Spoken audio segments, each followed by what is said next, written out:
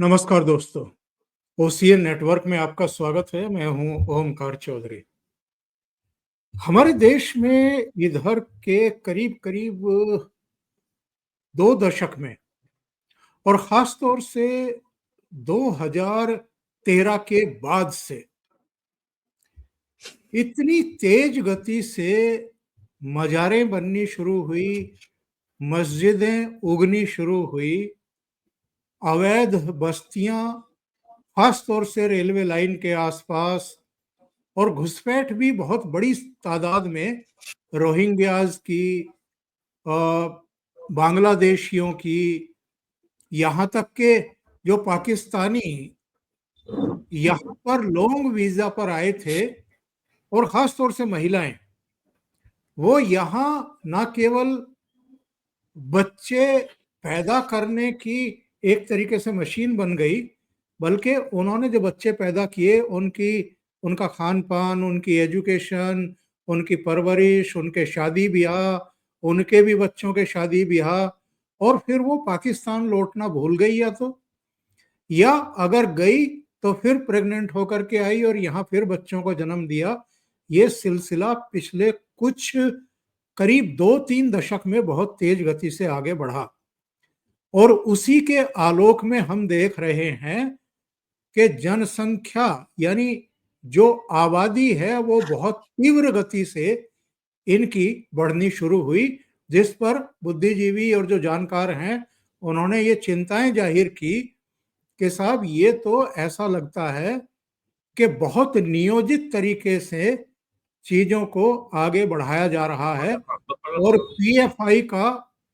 जो पीएफआई के जो दस्तावेज फिर बरामद हुए छापे के समय और उस पर पाबंदी लगाए जाने के समय, वो तो और भी चौंकाने वाले थे और इसकी पुष्टि करने वाले थे, जिसमें ये कहा गया था कि 2047 तक हम भारत को इस्लामिक स्टेट बनाने का लक्ष्य पूरा करेंगे।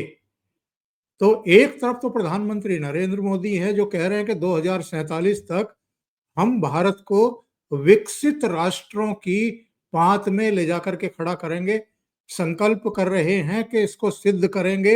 दूसरी तरफ पीएफआई जैसे और दूसरे मुस्लिम संगठन उस दिशा में बढ़ रहे हैं कि हम तो 2047 तक भारत को इस्लामिक स्टेट बना देंगे। ये वही देश है जहां सिर कलम करने की चेतावनियां दी जाती हैं, बल्कि कर दिए जाते हैं। ये वो देश बन रहा है जहां कहा जाता है कि अफजल हम शर्मिंदा हैं, तेरे कातिल जिंदा हैं। ये नारा दिया जाता है कि हर घर से अफजल निकलेगा और यहाँ आतंकवादियों के जनाजे में लाखों की भीड़ उमड़ते हुए हमने और आपने देखी है। इन सब चीजों के बीच अगर अलग-अलग राज्यों में कुछ अभियान शुरू होते हैं और जो अंजाम तक पहुंचते हुए दिखाई देते हैं, तो थोड़ी सी तसल्ली होती है कि देर से ही सही सरकारों की, शासन प्रशासन की और व्यवस्था की कुछ नींद तो टूट रही है। और ऐसा ही मंजर हम पिछले कुछ दिनों से अहमदाबाद के चंदोला तालाब के आसपास की उस लाखों की बस्तियों पर बुलडोजर चलते हुए देख रहे हैं, बल्कि सैकड़ों की संख्या में बुलडोजर एक ही जगह इकट्ठे करके एक साथ 3-3, 4-4 हजार पुलिस कर्मियों को लगा करके, मजिस्ट्रेट को लगा करके उनको जमींदोज किया जा रहा है।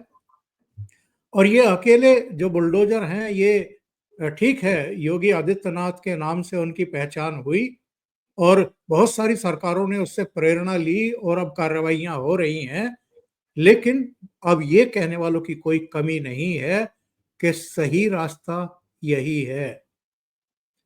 अगर आप इनको जो अवैध तरीके से यहाँ आए, घुसे या घुसाए गए, जिनको आधार कार्ड भी बनाकर दे दिए गए, जिनको राशन कार्ड भी दे दिए गए, जिनको डोमिसाइल सर्टिफिकेट दे दिए गए, अपना वोट बैंक, अपना उल्लू सीधा करने के लिए और सत्ता में बने रहने के लिए अगर इनको उखाड़ करके जड़ों को नहीं हिलाया गया, सुखाया गया, और जहां से ये आए हैं इनकी पहचान करके वापस उन्हीं देशों में नहीं फेंका गया तो बहुत देर हो चुकी होगी। मेरे साथ दो खास मेहमान जुड़ रहे हैं, वरिष्ठ पत्रकार वीरेंद्रनाथ भट्ट लखनऊ से और बाबा रामदास जलंधर से। दोनों को जोड़ लेते हैं और इस चर्चा को आगे बढ़ाते हैं। आप दोनों का बहुत स्वागत है। नमस्कार।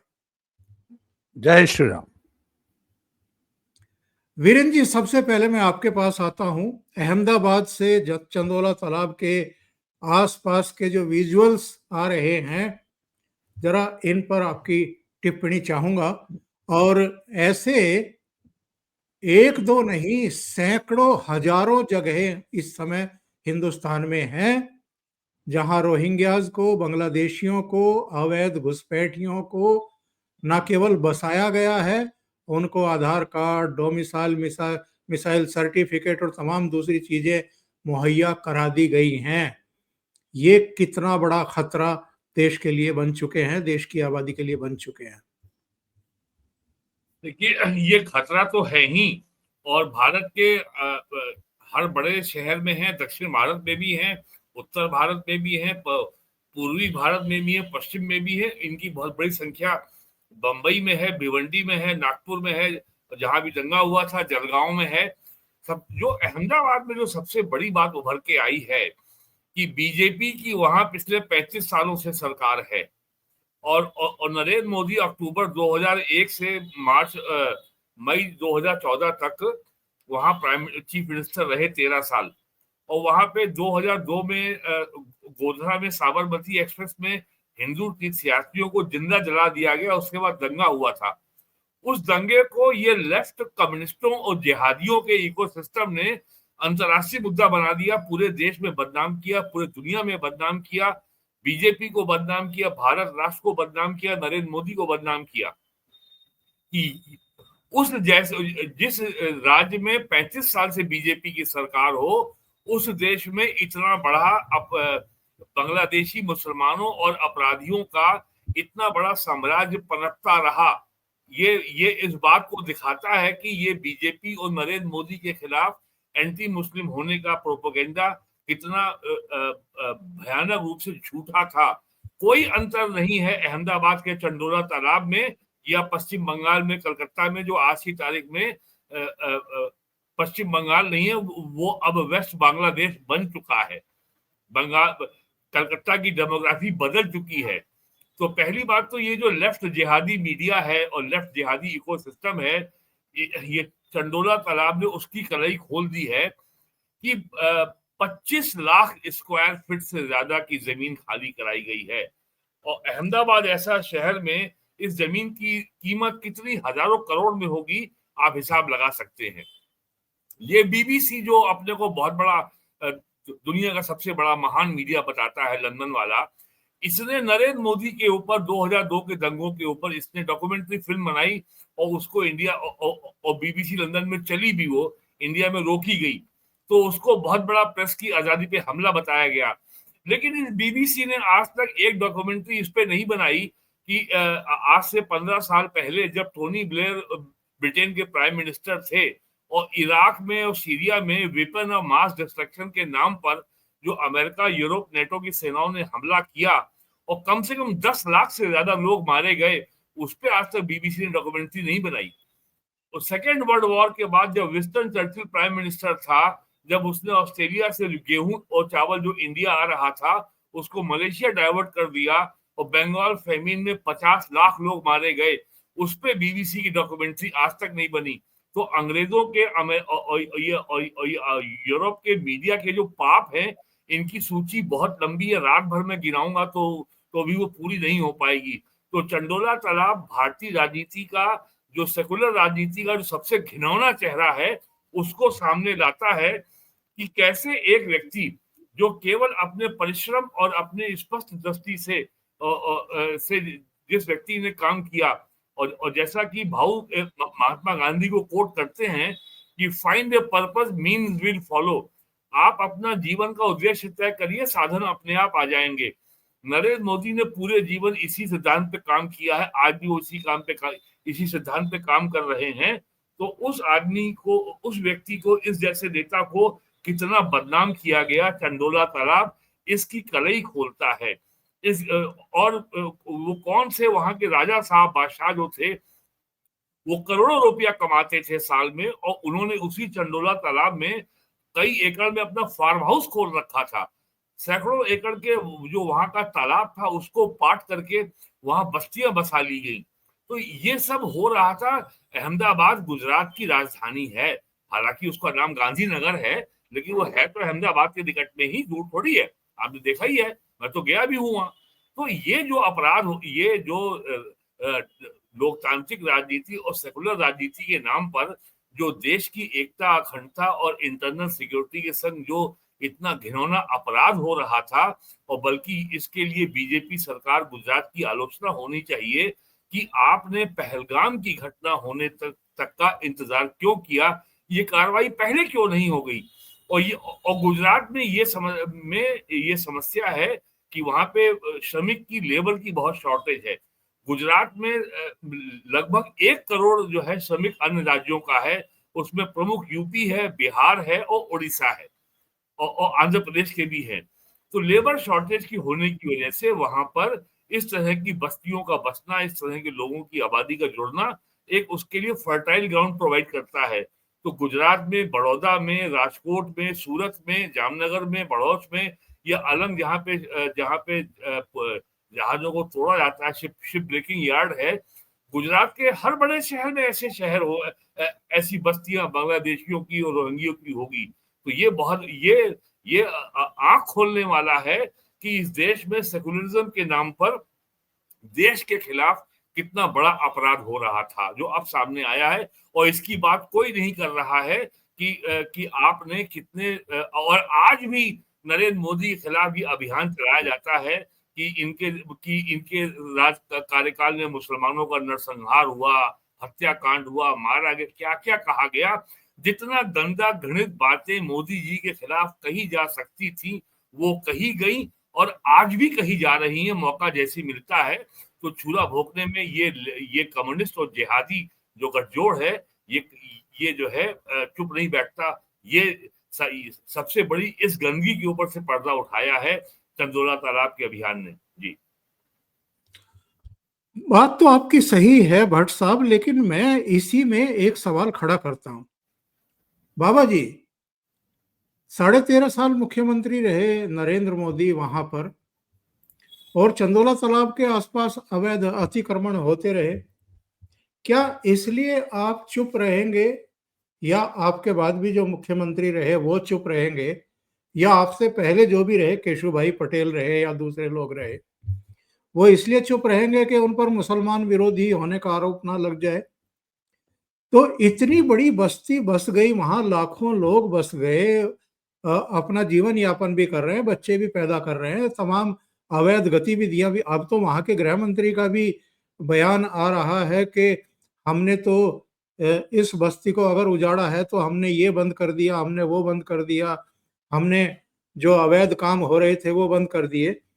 लेकिन कहीं ना कहीं ब्लेम तो आपके ऊपर आएगा कि आपके रहते हुए अवैध बस्ती वहां बन कैसे गई। और इसके बाद फिर आपसे इसका भी एक जवाब चाहिएगा कि क्या ये एक बहुत बड़ी नियोजित प्लान है कि रेलवे लाइंस के आसपास बस्तियां बसा लो, कोई परमिशन की जरूरत नहीं रेलवे से या किसी अथॉरिटी से। जो भी सेंसिटिव जगह है जिनको आप किसी कॉल के आने के बाद जाम कर सकते हैं, रोक सकते हैं, अराजकता फैला सकते हैं, वहां वहां आप छितर जाइए, बस जाइए, आबादी बढ़ाइए और कब्जे करिए, और जब मौका आए तो अराजक स्थिति पैदा कर दीजिए। सर अभी भी जो माहौल आपको दिखाई दे रहा है ना, अभी भी जो अगर चंदोला तालाब में बुलडोजर चल रहा है, तो इसका श्रेय भी मैं योगी जी को दूंगा। योगी जी ने इस देश में एक जो पैराडाइम था सर, एक वो अभी मोदी जी ने कहा ना कि हम न्यूक्लियर ब्लफ में नहीं आएंगे अब। सर ये मुस्लिम अराजकता का एक ब्लफ कि हम सड़कों पे उतर आएंगे, हम देश में गृह युद्ध की स्थिति ला देंगे, हमको छुआ तो हम यज्ञ कर देंगे, किसी की हिम्मत नहीं है कि हमारी बस्ती में आ सके। मैंने वो एक वीडियो देखी थी जिसमें एक बिजली वाले थे, वो कह रहा था कि मैं जबरदस्ती तुमको कटिया नहीं उतारने दूंगा, मर जाऊंगा या तुमको मार दूंगा, पर मैं अपने घर का अवैध बिजली कनेक्शन नहीं उतारने दूंगा। और बिजली विभाग की या पुलिस की उस बस्ती में घुसने की हिम्मत नहीं थी। सर ये सारे के सारे जो जो ये मिथक थे ना, इनको सबसे पहले तोड़ा है योगी जी ने, उसके बाद कुछ हद तक हिमंत विश्व शर्मा ने। तो सर बाकी मुख्यमंत्रियों को थोड़ी सी अभी हिम्मत आई है।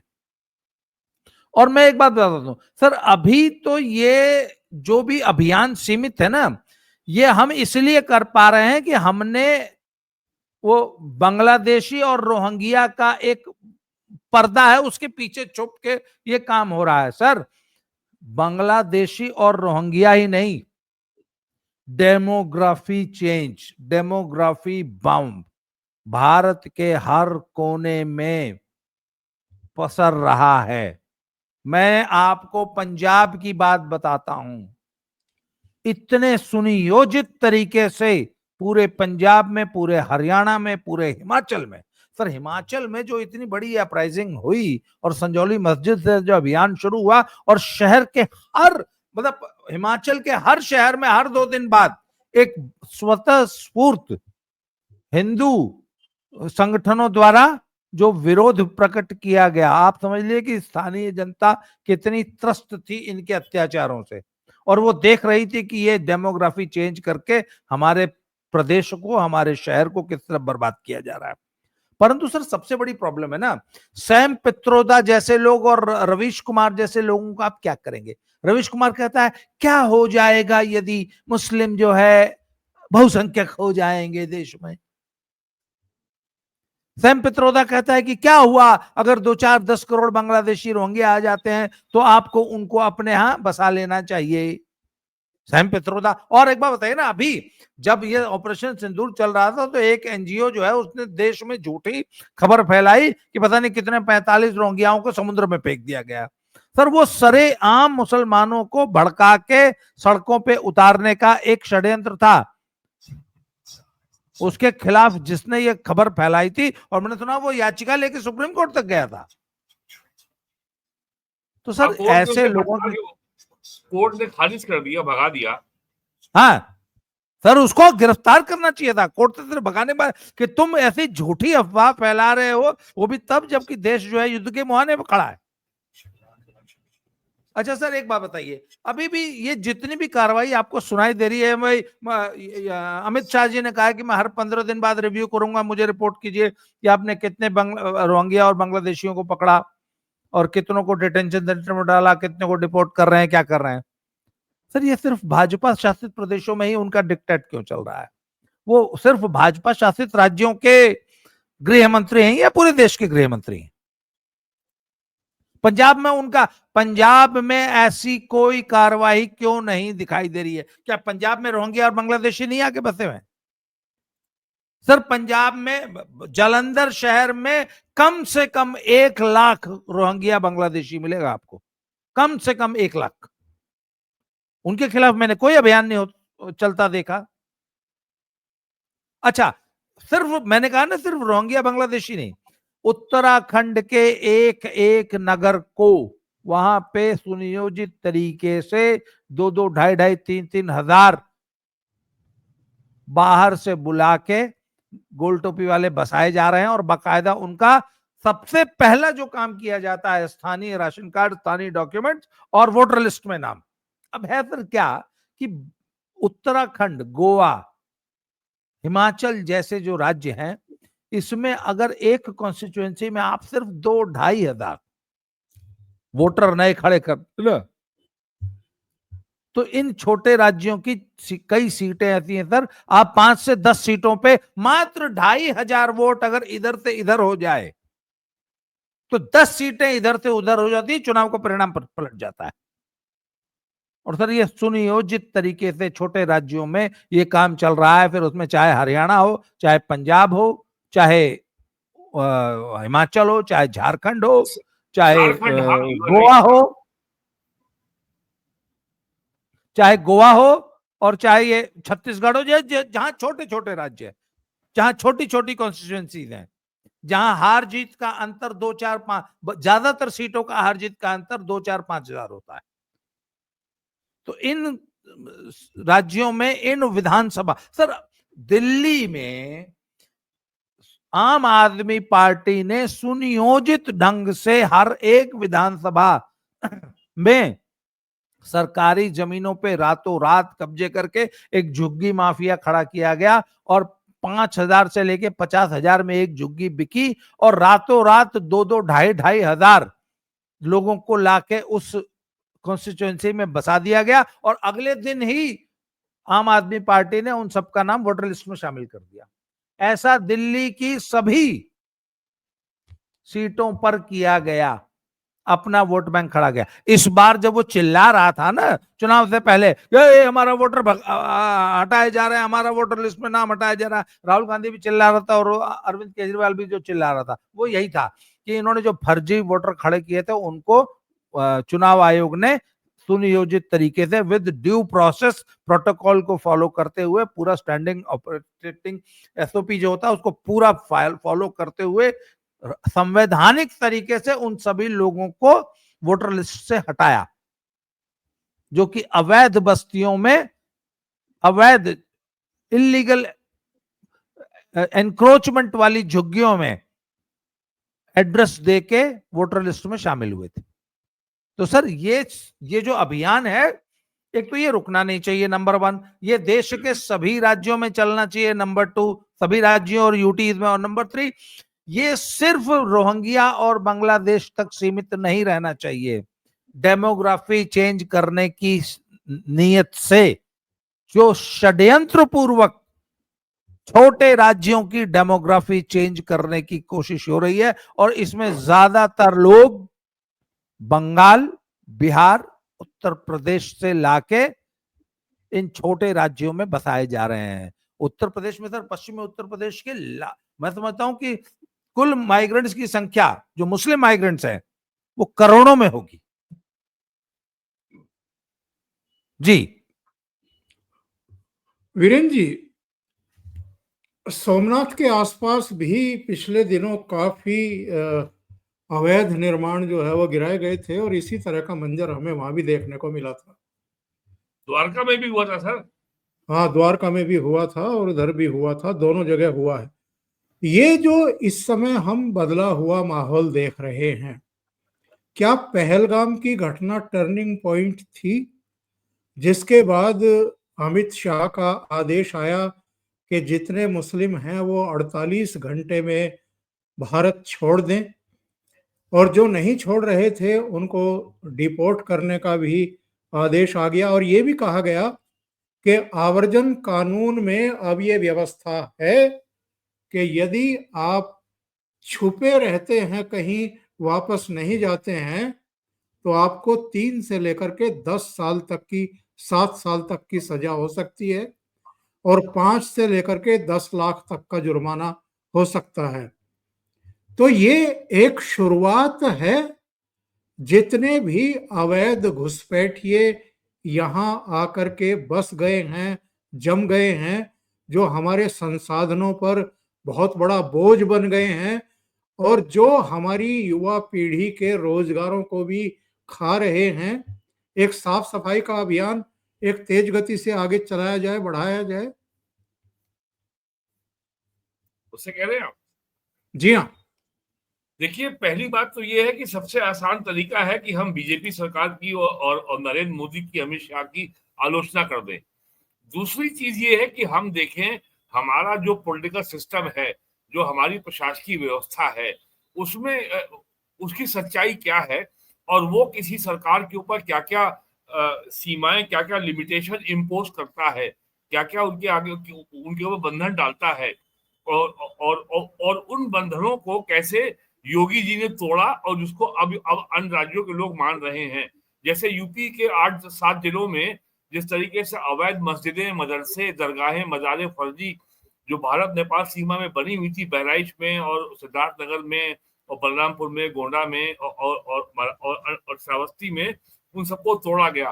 तो ये काम जो है जो हमारे यहाँ पिछले 70 सालों में जो जो भारत को इस्लामी राष्ट्र बनाने के लिए जो सेकुलर राजनीति का जो ताना बाना पिछले 70 साल में बुना गया है, उससे लड़ने के लिए योगी जैसा नेता चाहिए। बीजेपी में भी कोई हिम्मत नहीं कर सकता। योगी के अलावा हिम्मत की है आसाम के मुख्यमंत्री ने। तो ये काम जो आज हो रहा है, ये तो एनआरसी या नेशनल रजिस्टर ऑफ सिटीजन कानून बनने के बाद होना चाहिए था। और आज ये लोगों को समझ में आ जाना चाहिए कि दिसंबर 2019 में पूरे देश में नागरिकता कानून, सिटीजनशिप अमेंडमेंट एक्ट को लेकर के इतना विरोध केवल मुसलमानों की ओर से क्यों किया गया था। उत्तर प्रदेश में, दिल्ली के शाहीन बाग में, महाराष्ट्र में और ये दक्षिण भारत के राज्यों में, आसाम में, कलकत्ता में, और कम से कम 8 राज्यों ने, 7 राज्यों ने घोषणा की थी, केरला में कम्युनिस्ट है ममता बनर्जी ने, कि हम अपने राज्य में एनआरसी नहीं होने देंगे। तो अब लोगों को, और ये जो बात मैं कह रहा हूं कि सबसे आसान काम है बीजेपी की आलोचना कर देना, हमारा जो किसी भी विषय को सोचने का, समझने का, विश्लेषण करने का जो एक संदर्भ पॉइंट है, वो केवल इलेक्टोरल पॉलिटिक्स है। पॉलिटिक्स नहीं है, चुनावी राजनीति है। इससे इस पार्टी को ये लाभ होगा, इससे इस पार्टी को ये नुकसान होगा, ये पार्टी ये सीट जीत लेगी, बस हमारा काम खत्म। जो लॉन्ग टर्म नेशनल इंटरेस्ट है, जो दीर्घकालीन राष्ट्रीय हित है, उसकी कभी बात ही नहीं होती। उसकी बात करने वाले इस देश में केवल 2 लोग हैं, नरेंद्र मोदी और यूपी के मुख्यमंत्री योगी आदित्यनाथ। लॉन्ग टर्म बस केवल जो है मेरा कार्यकाल ठीक से निकल जाए, बाकी देश भाड़ में जाए, उससे कोई मतलब नहीं है।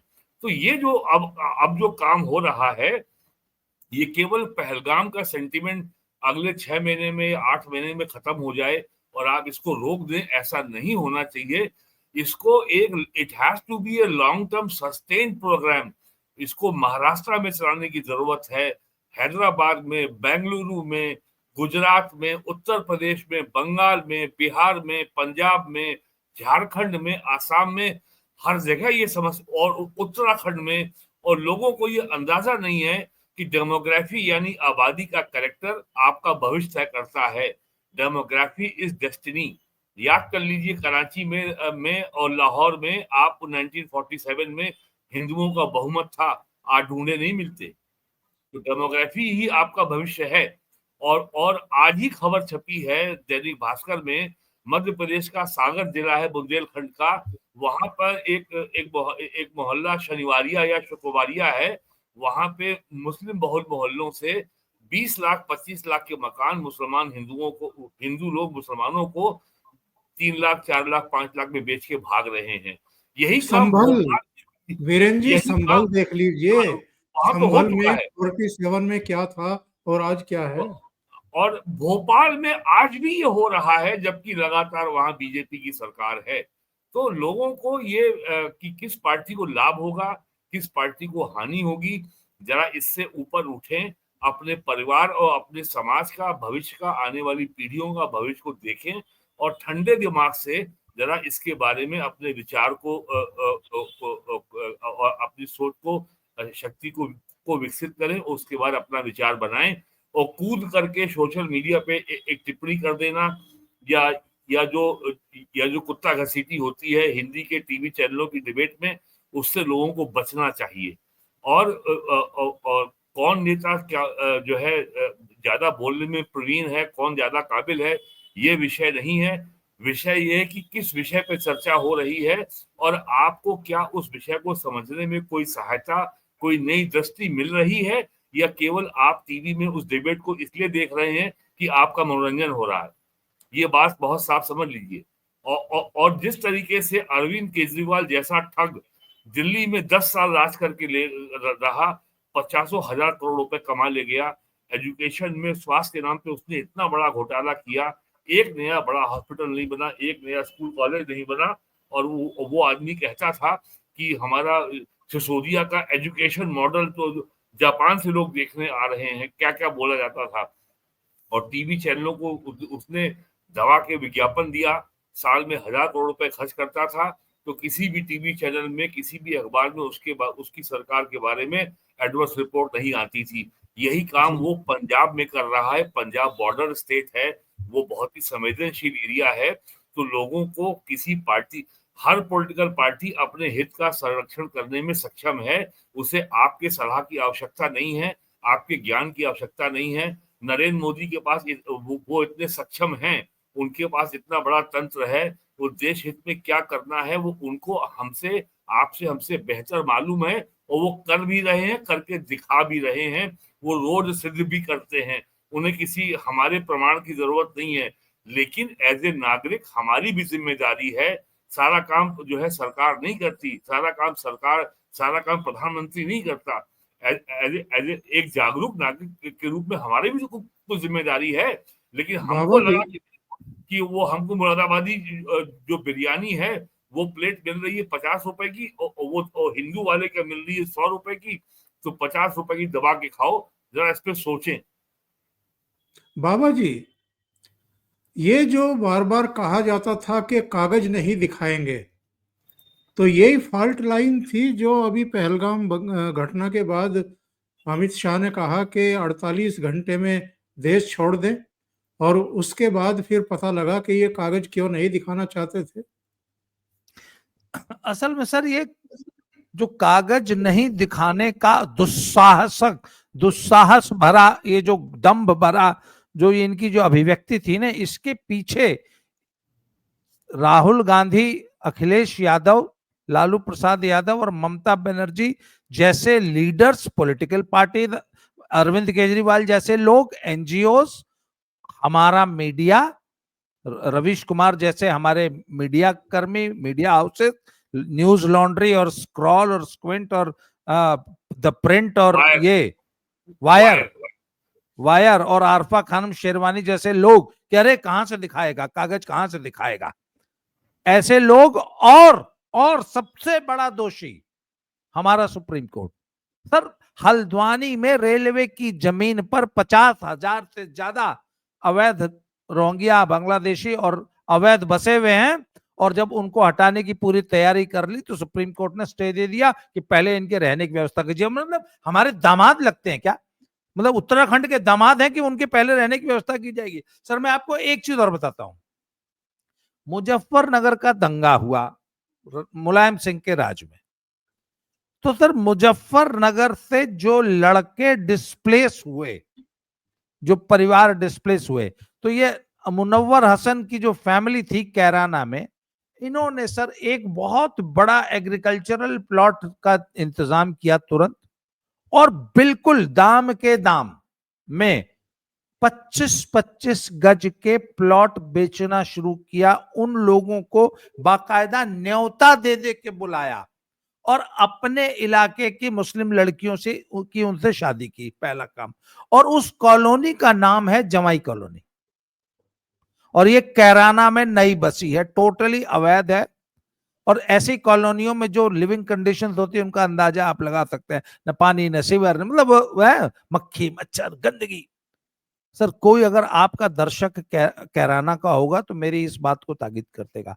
और मुनव्वर हसन की फैमिली ने, यही इकरा हसन जो अभी सांसद है वहां से, इनके परिवार ने सर हजारों लोगों को बसाया, अपनी बेटियां ब्याही उनसे, और वोटर लिस्ट में उनके नाम बढ़वाए। सर, इस तरीके से सुनियोजित तरीके से किसी एक विशेष इलाके की डेमोग्राफी चेंज करने का षड्यंत्र चल रहा है। सर, इसको एड्रेस करने की जरूरत है।